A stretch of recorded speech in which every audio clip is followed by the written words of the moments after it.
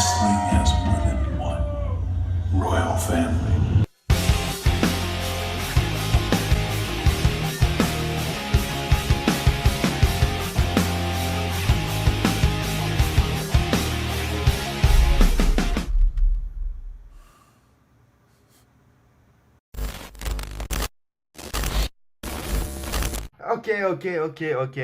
Ok, mais calmez-vous d'abord. Mais ok, ça fait 3 semaines que j'ai pas fait de vidéo. Oui. Et c'est la troisième ou quatrième fois en 2 mois que je fais une vidéo toutes les 3 semaines. Bon, ok, c'est un fait. C'est un fait. Mais écoutez, oui, il devait avoir 3, 4 vidéos qui devaient pop-up pendant ces 3 dernières semaines à peu près sur Raw, sur SmackDown. Et puis, il devait avoir l'un des fameux projets que je vous tease depuis perpète qui devait sortir pendant ce mois de juillet, voire début août. Écoutez, j'ai envie de vous dire, déjà, vous me devez le respect, en fait, parce que je suis le plus ancien youtubeur de catch. En fait, je vous le rappelle, ça fait 6 ans. Hein, c'est ça le catch, tout ça là, vous pouvez les ranger, tu vois, vous pouvez les mettre au fond de votre placard. Parce que ici, ce que vous avez devant vous, les gars, c'est le plus ancien youtubeur catch de France, en fait. Le plus ancien youtubeur catch en France, c'est moi, déjà. Donc, si je deviens un part-timer, il y a quoi? Vous me devez le respect. Donc, en fait, déjà, je crois qu'il y a un peu un manque de respect entre nous et entre vous et moi, là. Vous me devez le respect, les gars. Donc, voilà, sur Twitter, je pose des trucs, ça me répond pas, machin, je pose des questions, ça me répond pas. Déjà, commencez par me respecter avant de 1, ok? Donc, arrêtez avec ce manque de respect, d'ailleurs. Donc, je suis part-timer. Si je deviens part-timer, il y a quoi? Je suis le John Cena du YouTube Catch français, ok? Ça fait 6 ans que je suis sur YouTube, les gars. Donc, à un moment donné, j'ai envie de faire une pause. Si je deviens part-timer pendant 6 mois, il y a quoi? Et il y a quoi? Ok, donc déjà voilà, on remet les pendules à l'heure parce que à un moment donné, voilà, un manque de respect, ça suffit quoi. Je suis le plus ancien youtubeur catch. Et puis, j'ai envie de vous dire, voilà, quand il fait 33 degrés dehors et dans ta chambre et qu'à 10 degrés il fait 40 degrés et que t'es à côté de la fenêtre, j'ai envie de te dire que t'as pas trop envie de tourner les vidéos. Voilà, donc, bon, les gars, on va un peu se calmer. Et oui, je devais vous sortir des vidéos sur Raw, sur SmackDown, et puis le premier épisode du fameux, l'un des fameux projets que je vous tease depuis des mois. Mais heureusement, ça ne s'est pas fait parce que bon, bah, déjà c'est les vacances. J'avais pas, voilà, je me suis un peu reposé. On va concrètement te le dire, j'avais un peu la flemme de tourner des vidéos. Donc c'est pour ça c'est important de me suivre sur Twitter. Sur mon ancien layout également, oui, j'ai pas eu le temps de faire de nouveaux layouts. Oui, j'ai eu le temps, mais j'ai eu la flemme. Il y a quoi en fait? Je vous le rappelle encore, je vous le rappelle un peu ou pas? Je suis le part-timer, ok? Je suis part-timer, je suis le plus ancien youtubeur catch en France en fait. Donc, ok? Si j'ai pas fait un nouveau layout pour Raw en un mois, il y a quoi? Ok? Donc, voilà, respect entre vous et moi, voilà, respect, ok? Merci. Donc, le layout pour Raw, pour SmackDown va arriver soit la semaine prochaine, soit dans 2 semaines. Donc vous allez vite vous calmer. Voilà, là c'est. Voilà, vous avez Roman Reigns, vous avez qui? Drew McIntyre. Donc calmez-vous déjà. Donc bon, suivez-moi sur Twitter encore une fois et sur Facebook et bientôt sur Insta. Parce que c'est là où je poste mes avis sur Raw et sur SmackDown et également sur 205 Live que j'ai repris qui est exceptionnel en ce moment. 205 Live qui est vraiment extra. Et c'est là qu'il faut me suivre tout simplement quand je fais pas de vidéo. Et oui, en fait, j'avais pas envie de faire de vidéo parce que ouais, j'ai fait une petite pause et parce que voilà, quand il y a la canicule qui est là, à un moment donné, t'es à côté de la fenêtre, à un moment donné, bref. Et puis j'ai d'autres trucs dans la vie qui font que tu vois. Euh, bon, je dois trouver par exemple un boulot pour l'année prochaine car je serai en alternance. On est en août, où j'en ai toujours pas trouvé. Ah, ah, tu vois. Donc il faut peut-être que je me presse un peu pour ça. Que voilà, bon. Donc bon, il y a plusieurs trucs qui ont fait que je pouvais pas faire de vidéo. Mais je voulais vous parler de Raw et de SmackDown ces dernières semaines, j'ai pas pu, mais là ça va être la vidéo pour. Ça va pas concrètement être une vidéo review, on va analyser tout thème par thème, mais je vais analyser en gros l'ensemble, tu vois, des Raw de ces dernières semaines, dans la globalité, l'ambiance entre guillemets, voilà, l'effet Polyman, est-ce que c'est bien ou est-ce que c'est mauvais. Donc, je suis revenu également maintenant. Aujourd'hui, j'ai envie de revenir parce que il faut que je ferme la bouche de tous les haters là depuis le début, depuis que Paul Heyman a pris les rênes. Ah c'est nul, ah Raw c'est nul, on veut voir Brawett et c'est tout, bla bla c'est Rollins c'est nul, bla bla bla. Ok donc voilà, comme je vous l'ai dit depuis quelques semaines quand j'ai fait mon retour, il faut, maintenant, voilà, 2019, juillet, je viens pour fermer la gueule de tous ces haters là sur Twitter. Ah, Rose c'est mauvais. Ah, on suit les tendances parce qu'on est des moutons. On va vite se calmer en fait. Donc, voilà. Attendez 5-10 minutes. Je vais fermer la gueule des haters, mais dans 5-10 minutes. Tout d'abord, voilà, merci de me rejoindre évidemment sur cette vidéo. Les gars, j'espère qu'en tout cas que l'attente n'a pas été trop longue. Voilà, je sais que vous vouliez me voir déjà depuis longtemps. Je suis là, les gars, c'est un truc de fou. Chaque fois que je reviens, j'ai l'impression de faire mon comeback sur YouTube après 10 mois d'absence. Parce que bon, ça fait 3 semaines que j'ai pas fait de vidéo. La dernière fois, ça faisait également 3 semaines que j'avais pas fait de vidéo. Oui, nouvelle coupe, tout ça, bon bref, voilà, c'est l'été, on fait ce qu'on peut, hein. On teste un peu de nouvelles choses. Bientôt, je serai peut-être chauve, tu vois, bientôt, j'aurai peut-être une beubare de daron, on sait pas. Bon, bref, voilà, c'est l'été, on fait ce qu'on peut. Voilà. On fait ce qu'on veut également. Bref. Et puis également, j'espère que vous allez bien. Déjà, les amis, n'hésitez pas à laisser un pouce bleu, bien sûr, si vous aimez tout simplement ce que vous voyez et à vous abonner parce qu'encore une fois, le projet voilà, le projet qui devait sortir va peut-être sortir au mois d'août, peut-être au mois de septembre, je ne sais pas. Donc, abonnez-vous dès maintenant parce que voilà, plus on est nombreux, plus il y aura de projets qui vont sortir. Road to 300, Road to 500, Road to 1K. Les gars, je suis en train de travailler dessus. Je voulais le sortir au mois de juillet, puis bon. Flemme, canicule, tout ça, t'as compris, quoi, les bails. Et puis, voilà, j'ai fait d'autres choses également dans la vie qui m'ont fait, qui m'ont pris du temps, hein. Comme par exemple, j'ai commencé, oui, en 2019, j'ai commencé Breaking Bad, oui, en 2019. T'as un problème avec ça? Bah, je n'ai rien à foutre, en fait, parce que je suis le plus ancien youtubeur catch en France, donc tu me dois le respect. Encore une fois, voilà, je te le rappelle. Donc oui, j'ai commencé Breaking Bad en 2019 et puis tu vois, Breaking Bad, c'est un peu comme l'effet Walking Dead, c'est un peu comme l'effet grosse série en fait. Tu vois, c'est quand tu commences un épisode, et bah t'arrives pas à t'arrêter. En fait, t'arrives pas. Et j'ai envie de vous dire, heureusement que quand j'ai commencé, c'était pendant le Tour de France, le fameux Tour de France qui cette année encore une fois a été exceptionnel. Oui, d'ailleurs, voilà pourquoi j'ai pas fait de vidéo. Tour de France, en fait, tout simplement. Le truc qui prend 6 heures par jour, ouais, Tour de France. Voilà également. Mais heureusement qu'il y avait justement le Tour de France et des trucs comme ça. Parce que, Breaking Bad, tu vois, c'est quand tu commences, comment vous dire, je suis arrivé sachant qu'il n'y a que 5 saisons, hein, malheureusement, c'est également pour ça que j'aime le catch, c'est parce que le catch, c'est comme une série qui s'arrête jamais, tu vois, et c'est ça que je déteste dans les séries, c'est qu'à un moment donné, il y a une fin. C'est chiant en fait. Tu vois, dans le catch, il n'y a jamais de fin. C'est pour ça que j'adhère tellement au catch également. Et là, il n'y a que 5 saisons, et comment te dire que en à peu près 3 jours et demi, je me suis maté la moitié de la série en fait. Et ça fait une semaine que j'ai pas regardé. Je crois que je suis sur un record. Ça fait une semaine que j'ai pas regardé. Mais en 3 jours et demi à peu près, j'étais à l'épisode 3 de la saison 10. Non, à l'épisode 10, pardon, de la saison 3. Sachant qu'il n'y a que 5 saisons. Donc du coup, j'ai fait en mode, Darren, si tu veux profiter, calmos un peu. Tu vois, donc j'ai essayé de me calmer. Je vais peut-être reprendre aujourd'hui, demain, je ne sais pas, parce que je peux plus. Là, j'ai envie de reprendre. Mais voilà, quand je me dis qu'en 3 jours et demi, j'ai fait la moitié de la saison, je viens de me dire, j'ai envie quand même de profiter plus de cette magnifique série avec Walter White, Jesse Pinkman. Tu vois, donc bon, on va. Dites-moi si vous avez regardé Breaking Bad. Sûrement que vous avez regardé Breaking Bad. Je suis encore le seul être humain à ne pas avoir vu cette série, tu vois, qui est magnifique. Donc dites-moi dans les commentaires, mais voilà, cette série est juste est phénoménale. Phénoménale, tout simplement. Mais voilà, pour faire un peu, si vous voulez, une update un peu de ce qui se passe en ce moment sur la chaîne, c'est juste que, bon, voilà, il y a une petite pause, c'est les vacances, tu vois, puis le mois de juillet, clairement, il n'y a pas beaucoup de gens qui regardent YouTube, donc autant attendre un peu plus le mois d'août ou même la rentrée, tu vois, et puis j'ai d'autres projets également en ce moment, voilà, comme je vous l'ai dit, qui font que j'ai pas trop le temps en ce moment de regarder, de faire tout simplement des vidéos, même pour des montages, j'ai pris une pause, mais oui, aussi, s'il y a des gens qui se demandent, au niveau de layout de la chaîne, la photo de profil, etc., le nouveau background, va arriver également. Je ne l'ai pas travaillé depuis 3 semaines, je l'avoue. Il est presque sur le final, mais c'est juste que j'arrive pas à faire ce que je veux. En fait, j'arrive pas à faire ce que je veux. Peut-être que je vous demandais d'être un pro, en fait, tout simplement, parce que j'arrive vraiment pas à faire ce que je veux. Je me débrouille, franchement, ça fait 6 ans que je fais du montage, évidemment, sur Photoshop, Sony Vegas. Mais j'arrive pas à faire ce que je veux. Et donc, c'est pour ça que ça prend un peu plus de temps.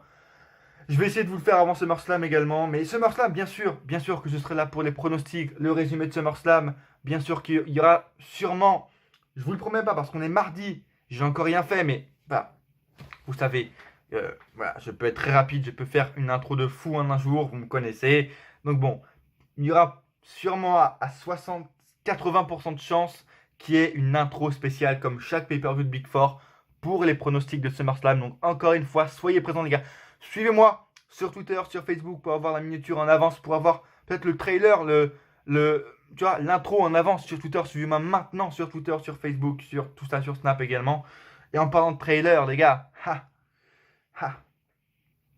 tout qui est 20, putain, tout le monde, tu vois.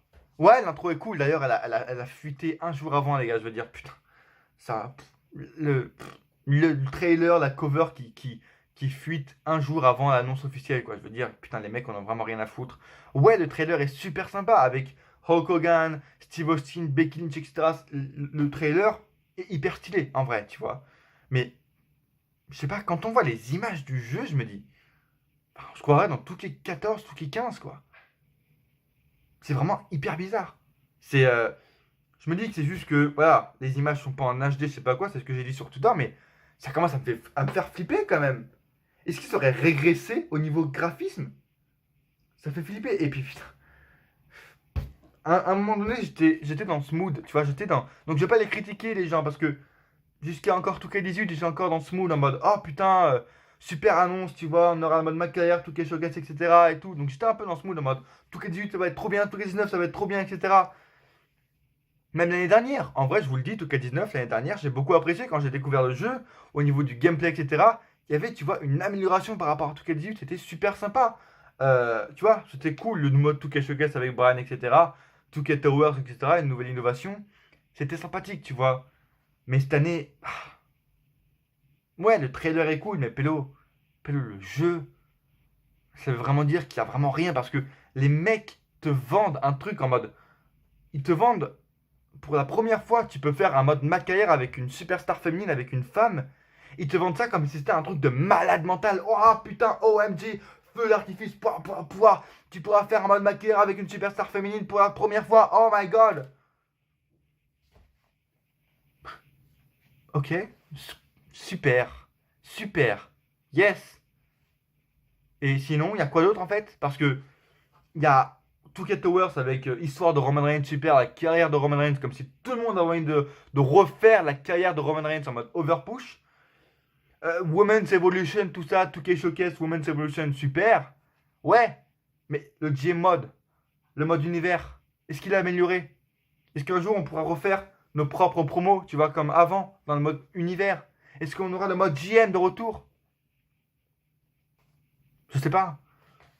Je sais pas, c'est y a rien de nouveau, y a rien. Et puis putain, au niveau du graphisme, franchement, ça fait vraiment peur. Donc, je vais sûrement le prendre, mais ça fait vraiment peur quand même au niveau des graphismes. Mais bref, je vais pas critiquer les gens qui jouissent dessus, mais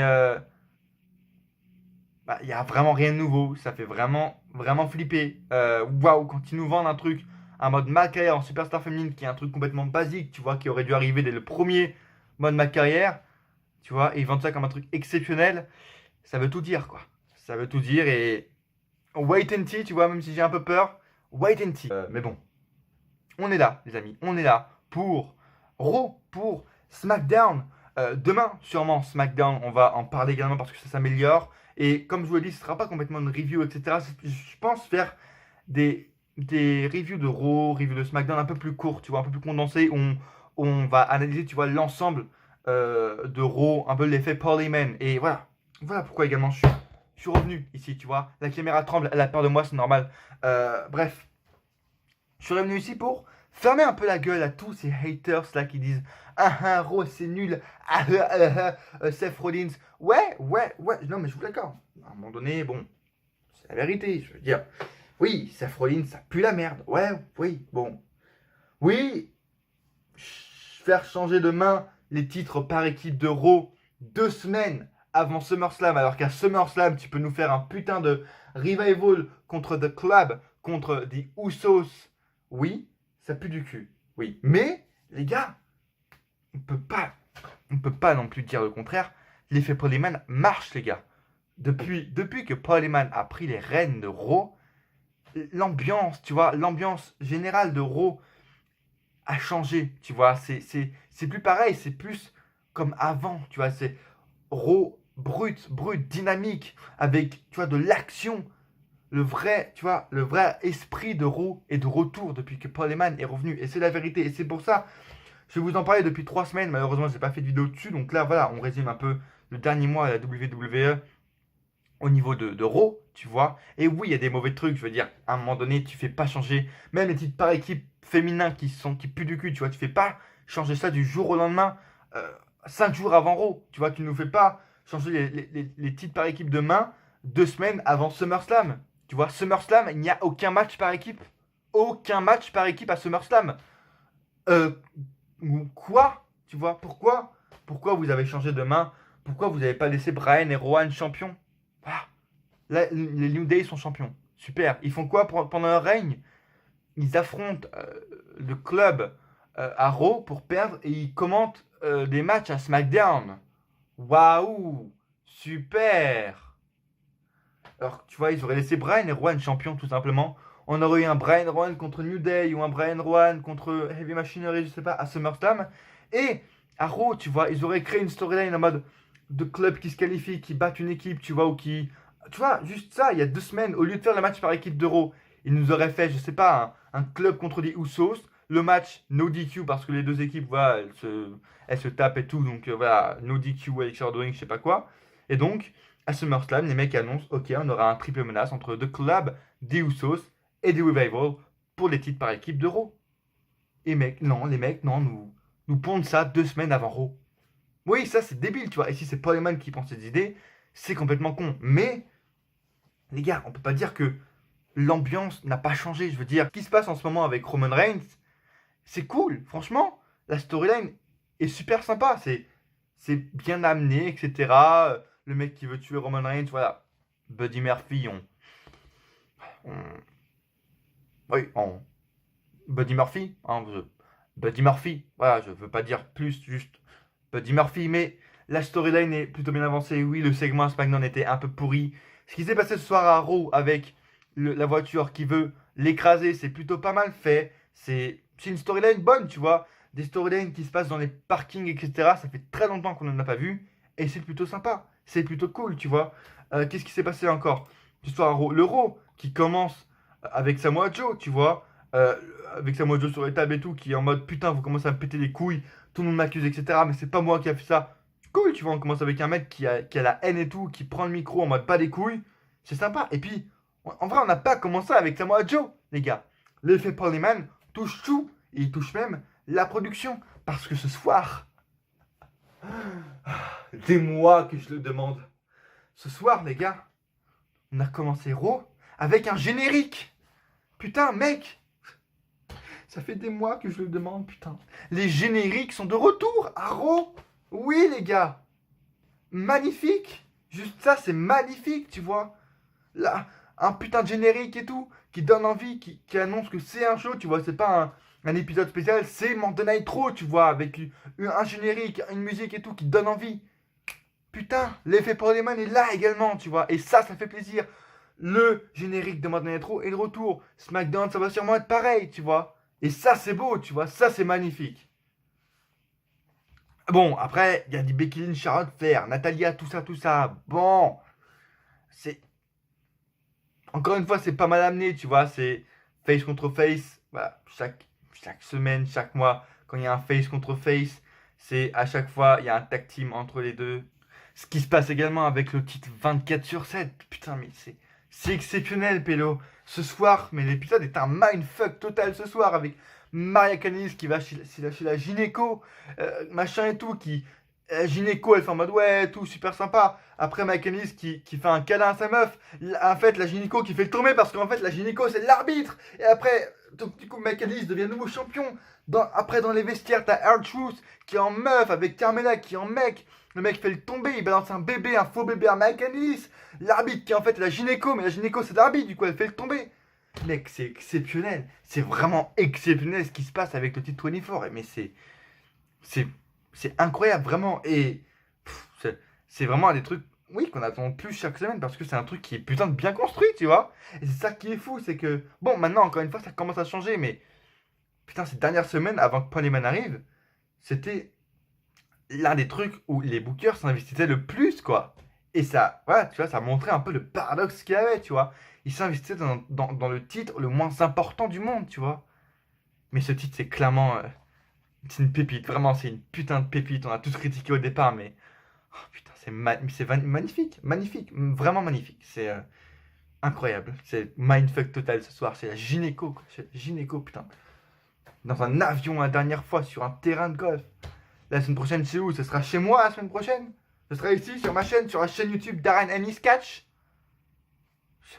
N'importe quoi. Truc de fou. Vraiment, c'est un truc de fou. Bon, Viking Raiders, je sais pas ce qu'ils vont faire avec. Vraiment, je sais pas.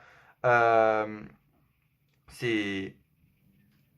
Ouais, bref. Wait and see. Non, même pas wait and see. En fait, avec eux, c'est clairement une catastrophe. C'est...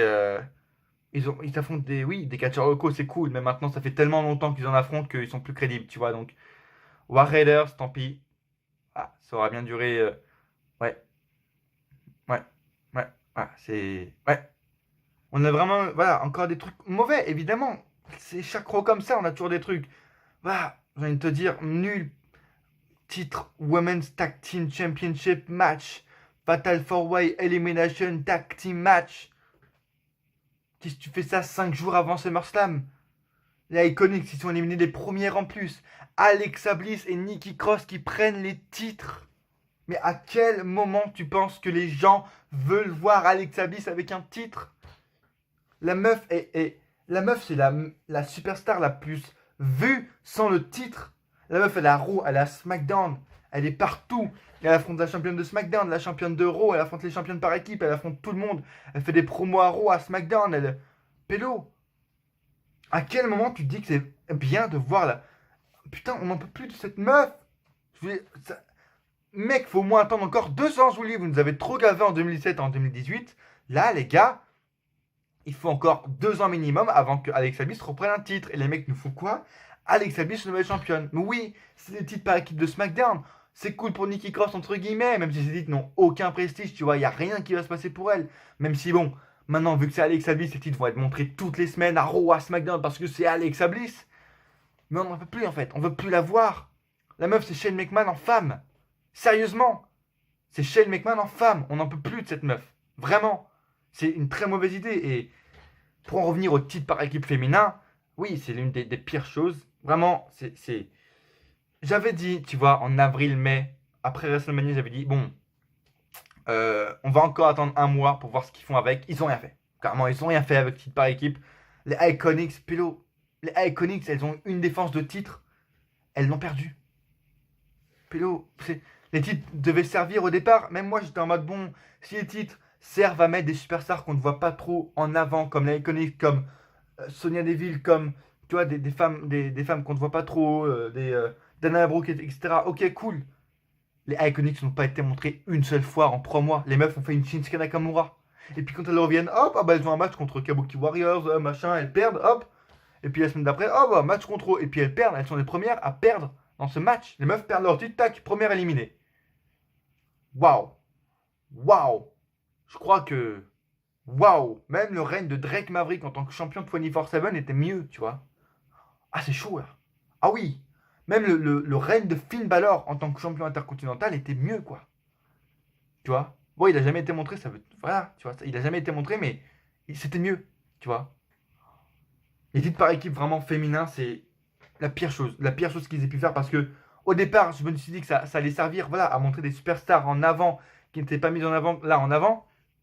Les gars, c'est en plus de ne pas les montrer, ça, tu vois, ça ampute, ça fait du mal à la division féminine, tu vois, en single pour les titres solo, tu vois. Bayley, Becky Lynch, elles n'ont aucun adversaire. C'est pour ça que Bayley, elle fait ami avec son Amber Moon. C'est pour ça que Becky Lynch, elle s'est mise avec son mec. Il n'y a aucun adversaire pour les femmes, tu vois.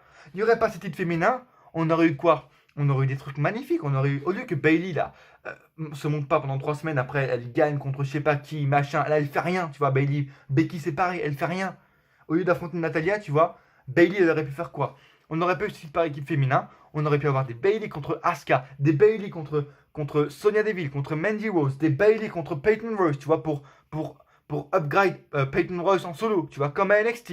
On a pas avoir des Bayley contre Ember Moon, comme on a maintenant, mais c'est trop tard en fait, parce qu'Ember Moon n'est pas du tout crédible. La meuf, elle fait une Shinsuke Nakamura, elle nous gagne un titre, elle est challengeuse au titre parce qu'elle gagne un match. La semaine d'après, elle perd un match. C'est n'importe quoi, et ces titres par équipe décrédibilisent en plus les superstars qui ne sont pas montrés, mais également les titres solo. Ils font du mal, ces titres font du mal aux titres solo, quoi. Becky se met à affronter Natalia à SummerSlam. Natalia, mec, c'est chaud. Donc c'est chaud, tu vois. Donc c'est vraiment un des pires trucs qu'on a vu ce soir. Le club, tu vois, ça par contre, complètement effet inverse. Le club, the original, only official club, ce que tu veux, c'est magnifique. Le Gallows en plus qui, ça fait des semaines que je le demande, qui a pris une nouvelle tenue et qui est redevenu un peu dark, tu vois, là, en mode New Japan, nouveau face paint pour le Gallows, nouvelle tenue en mode dark, entrée hyper stylée pour le club avec AJ et tout, hyper stylé, noir et rouge, rouge champ, c'est hyper stylé ce qu'ils font avec le club actuellement. Ils sont tous titrés, c'est magnifique. Ils auraient pu attendre, encore une fois, comme je vous l'ai dit, à SummerSlam pour le Gallows et pour Ken Anderson. Et ils l'ont pas fait. Mais c'est quand même magnifique. Voilà, Luke Gallows en mode dark, Ken Anderson également en mode plus dark, AJ également. C'est vraiment magnifique ce qu'ils font avec eux. Et pour en revenir encore une fois à Raw, à l'ambiance générale, ce que j'aime maintenant depuis que Paul Heyman a repris les rênes, c'est qu'il y a plus d'action, il y a plus de brutalité. Et tu vois, on n'a plus de matchs qui n'ont aucun sens. Tu vois, on n'a plus de six-woman tag, on n'a plus voilà, de matchs inutiles, de je sais pas quoi. On aurait pu avoir des matchs par équipe qui n'ont aucun sens, des 1 contre 1 pour occuper le temps pour mettre des pubs, tu vois, des Kurt Hawkins contre No Way Jose. On n'a plus ça, tu vois. Et ça, c'est cool. Et ça, c'est vraiment cool. Et les superstars qui n'ont pas été mis en avant sont mis en avant, tu vois. Cédric Alexander, c'est hyper cool ce qu'ils font avec lui. Drew McIntyre, c'est un peu moins cool pour lui parce que le mec n'a rien à SummerSlam, il n'a rien à se mettre sous la danse. Et Drew McIntyre devrait être champion universel maintenant, à l'heure où je parle, mais tu vois. Mais c'est cool ce qu'ils font avec Cedric Alexander, ce qu'ils font avec Cesaro. Ils le mettent hyper en avant, ils le mettent en mode crédible. Alexander qui nous fait des trucs à la Jeff Hardy, qui saute du haut de la stage, c'est magnifique. Et ça, c'est l'effet Paul Heyman que j'adore. Des mecs qui détruisent les stages, des storylines, des rivalités qui se font dans les parkings, etc. Des trucs, des accidents de voiture, etc. Ça fait combien d'années qu'on n'a pas vu ça? Des accidents de voiture, des storylines dans les parkings, etc. C'est magnifique. Tu vois, et même des petits détails comme ça qui font que on sent que ça a changé, tu vois. Seth Rollins qui fait une sorte de promo après s'être fait complètement détruire par Brock Lesnar. Oui, la rivalité, c'est du Brock Lesnar, Roman Reigns, build-up WrestleMania 34, tu vois. La rivalité, c'est du Brock Lesnar build-up, quoi. Paul Heyman parle, le mec intervient, il se fait détruire par Lesnar et Lesnar repart, quoi. Du Brock Lesnar build-up, donc ça n'a aucune intrigue, c'est un peu nul à chier, on va pas se le cacher, mais tu vois les petits détails qui sont là, tu vois. Rollins qui fait une promo après s'être fait brutaliser en mode je m'en bats les couilles, je vais quand même détruire Brock Lesnar, etc. C'est sympa, tu vois, c'est hyper cool. Des segments dans les promos qui sont un peu plus sérieux, qui sont un peu plus, on dirait, moins scriptés, tu vois, les superstars sont un peu plus libres, on sent qu'il y a un peu plus de liberté, on sent que les bookers ont un peu plus de liberté créative. Et c'est vraiment sympa, tu vois, c'est vraiment hyper cool. Voilà, Rey Mysterio, Andrade, le titre 24, le club, on a un clan, tu vois, on a un clan à Raw. Ça fait des mois, des années qu'on n'a pas eu de clan à Raw, tu vois. C'est magnifique. Si on compte pas le truc Shane McMahon, Drew McIntyre, tout ça, on n'a plus Baron Corbin. Il n'y a pas de changement, bande de haters, de fils de pute. On n'a plus Baron Corbin, on n'a plus Shane McMahon. Dites-moi qu'il n'y a plus de changement maintenant, les gars. Ça fait 2 semaines qu'on n'a pas vu Corbin. Paul Heyman, d'après des rumeurs, dit qu'il ne croit en aucunement à Baron Corbin. Il ne monte pas. Merci, la logique. Merci Paul Heyman. 2 semaines qu'on n'a pas vu Baron Corbin. Tu vois, tous les matchs ont du sens.